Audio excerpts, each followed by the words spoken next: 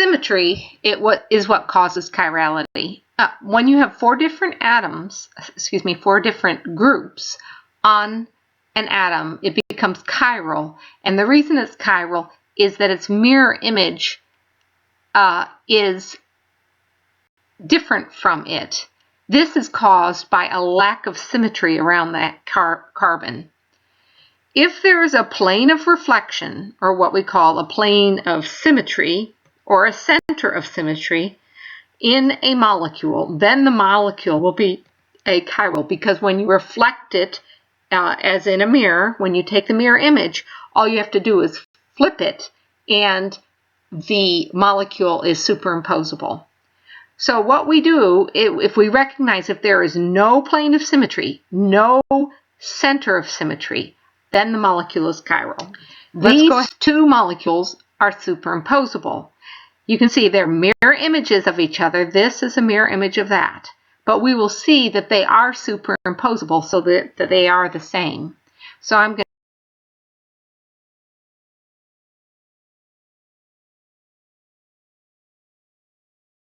flip it. I can flip it because when I flip it, it doesn't switch these two groups. When I flip it, the two groups are the same. And so the two molecules are now the same. Anytime you have two groups that are the same, you cannot have that asymmetry that you need for chirality. So these are not chiral. The image of this one is superimposable on it. It fits inside. And this is all due to the plane of symmetry that runs through these three atoms. The side of the molecule on the back side of that plane is the same as the side of the molecule on the front side. So it's symmetry that causes achirality. If I look at this molecule, you can see that this side of the molecule is the same as this side of the molecule. There's a plane of symmetry through there, and they reflect back. As a result, this plane of symmetry makes this entire molecule achiral. However, if I look at this molecule, you can see this one's coming forward and that one's going back. So this side is not a mirror image of this side. Okay? As a result, there is no plane of symmetry, and the molecule then ends up being chiral. This molecule has a plane of symmetry, so it is achiral. This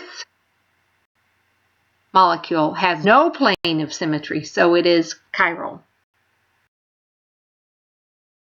An example of the mirror image of that molecule that we just looked at, that we said has no plane of symmetry and so is chiral. If I go and I reflect this over here, you can actually build these two models if you want to and see if they're superimposable on each other. And you will find you have to break bonds to make this one fit inside of this one. But this is a mirror image of this. So now if I go and I try to turn this molecule around and put it inside of this one, what you would actually find is this one's coming out and that one's going back instead of coming forward. They are switched. So they're non-superimposable mirror images. When we have non-superimposable mirror images, we call them enantiomers. Why is this important? The reason is that chiral compounds physically rotate polarized light. If you ever take a physics course, you're going to learn that light is polarized. It vibrates in a plane like this. So if I look at the oscillation of the electrical field in light, it is within a plane that it oscillates up and down.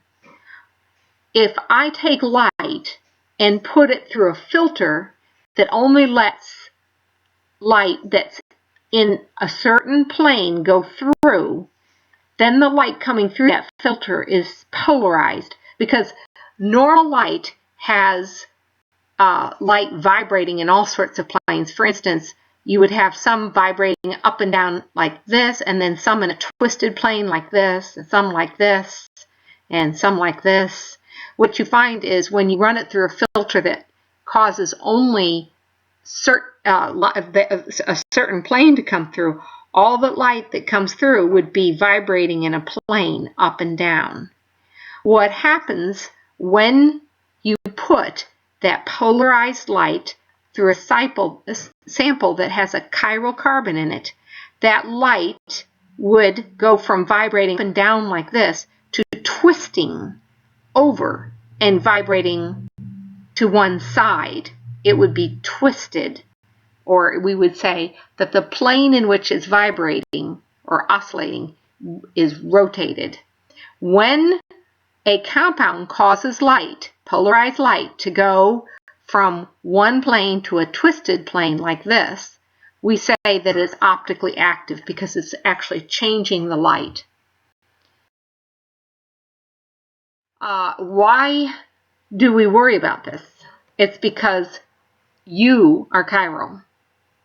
If you look at your body, you would even find that your macroscopic body is chiral.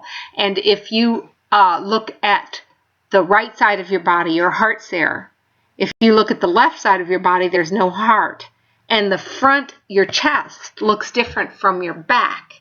And so you have 4 different groups on you, basically. And your body is chiral. If you were to get a mirror image of you and bring it through the mirror and try to superimpose it on yourself, you would find that that mirror image has a heart on the right side instead of on the left side. What's more important, though, is that all the molecules, not all the molecules that make you up, but a huge number of the molecules that make you up, enzymes, sugars, proteins, all sorts of molecules in your body, have chiral carbons. And that the chirality of those biological molecules causes them to be very specific in the way they behave. And this is what gives rise to selectivity in why only certain reactions go under certain conditions in your body. And it's a very important part of biology is this chirality.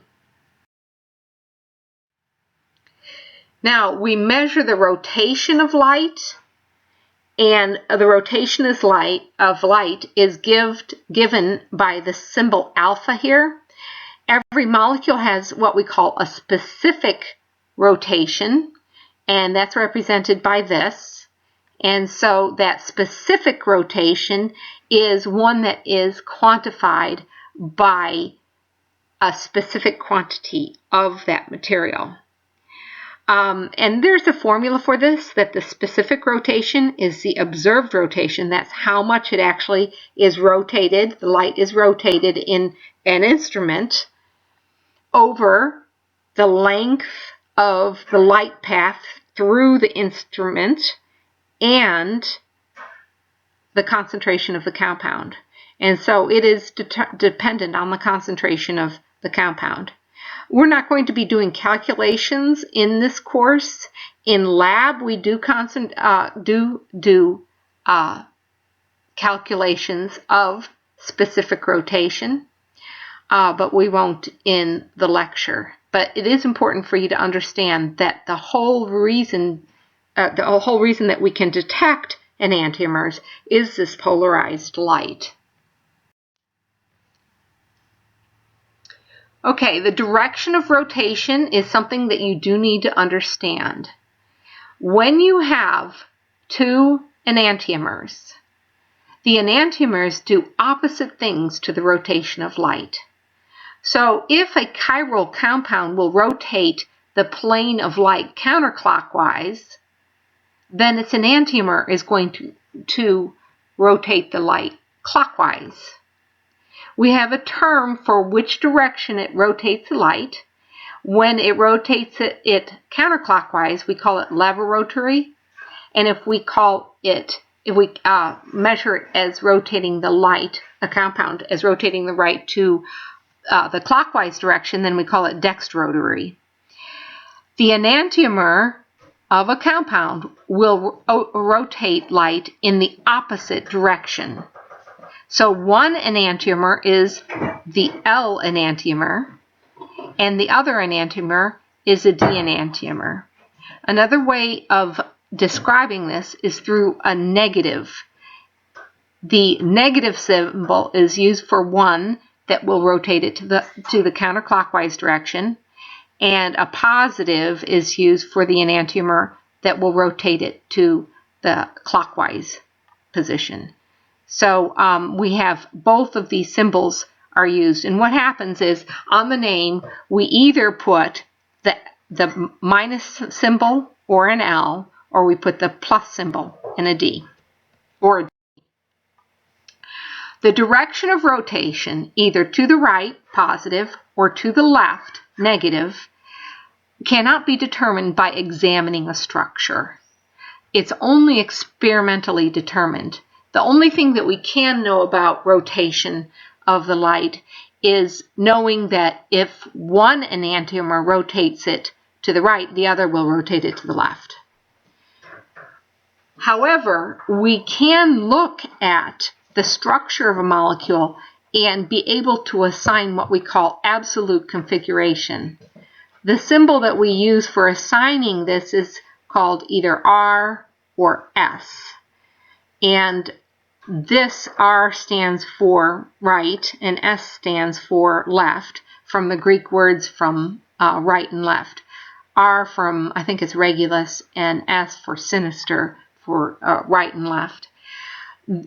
The R and S have nothing to do with this plus and minus.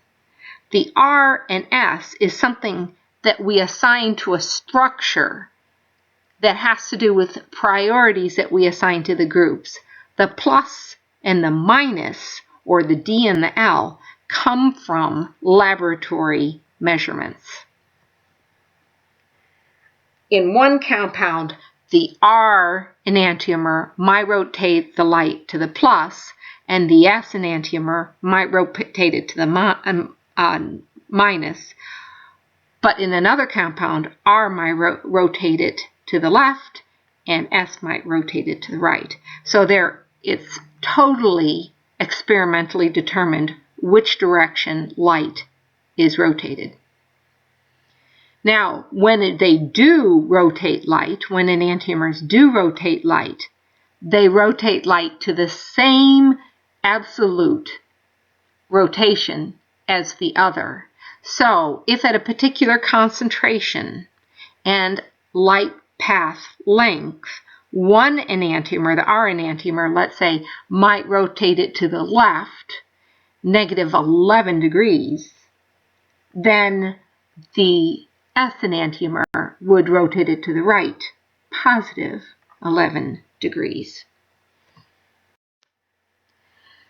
Other than the rotation of light, all other physical properties are the same. This means the melting point, the color, the solubility. There's no way to distinguish between the two enantiomer with physical properties, except for the rotation of light. However, biological properties are usually different, and some reactivity is different. For an example, there is a drug in which one enantiomer of the drug causes smooth muscle relaxation, but the other one causes tachycardia.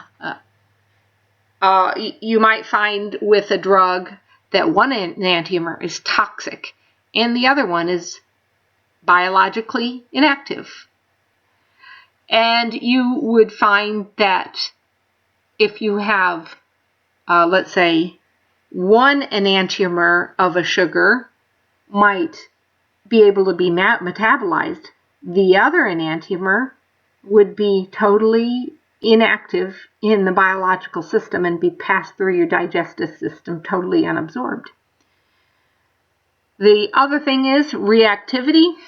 If a chiral compound is reacting with achiral reagents, it behaves the same whether it's the R or the S enantiomer. If a chiral compound encounters chiral reagents, the R will react in a different way than the S. So that's important to understand about the reactivity. This actually makes a great deal of sense. Achiral reagents are going to not interact with a plane of symmetry. However, a chiral reagent will be like a right hand. The right hand won't grasp a right-handed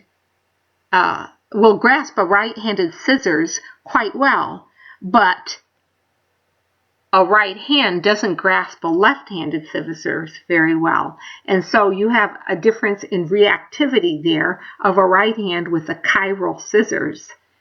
And just the same thing with molecules.